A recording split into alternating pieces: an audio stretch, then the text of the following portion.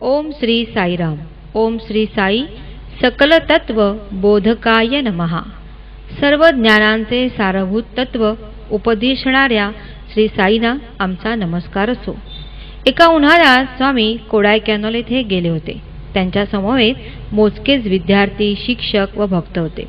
एक दिवस सकाळच्या प्रहरी स्वामींनी त्या सर्वांना म्हटले, माझ्या प्रश्नांचे अचूक उत्तर जो देईल त्याला मी विशेष बक्षीस देईन.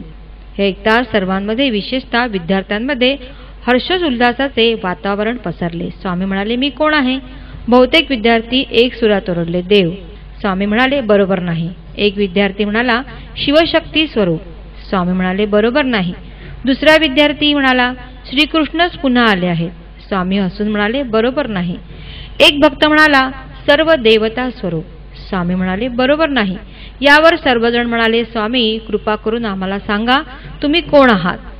त्याबरोबर स्वामी म्हणाले, मी आहे. I am I. हे ऐकताना सर्वांना हसू आले, परंतु गंभीर स्वरात स्वामी पुढे सांगू लागतात सर्वत्र शांतता पसरली. स्वामी म्हणाले, मी हे सर्वांना आधार आहे. तुम्ही जेव्हा म्हणता मी हे किंवा ते आहे, त्यावेळी द्वैत भाव प्रगटतो. मी आहे म्हणजेच अद्वैत किंवा एकत्व भाव प्रगटतो.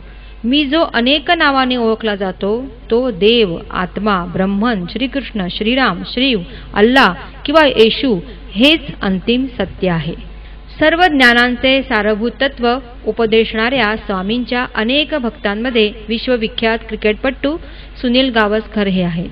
1970 सालांपासून गावस्कर कुटुंब स्वामींचे भक्त बनले, परंतु सुनील प्रशांती निलयम येथे सर्वप्रथम गेले ते 1982 मध्ये. त्यांना मुलाखत दिल्यानंतर स्वामी त्यांना घेऊन मुलांच्या वसतिगृहात गेले.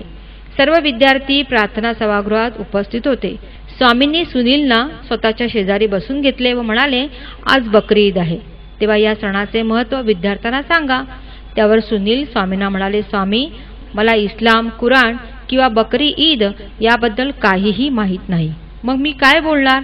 त्यावर स्वामी म्हणाले, तुम्ही फक्त ध्वनिक्षेपकासमोर जाऊन उभे राहा, सर्व काही ठीक होईल. सुनीलनी स्वामींची आज्ञा पाळली व ते सुमारे 10-12 मिनिटे इस्लाम व बकरी ईद वर बोलले. जेव्हा त्यांचे भाषण संपले तेव्हा टाळ्यांचा कडकडाट झाला.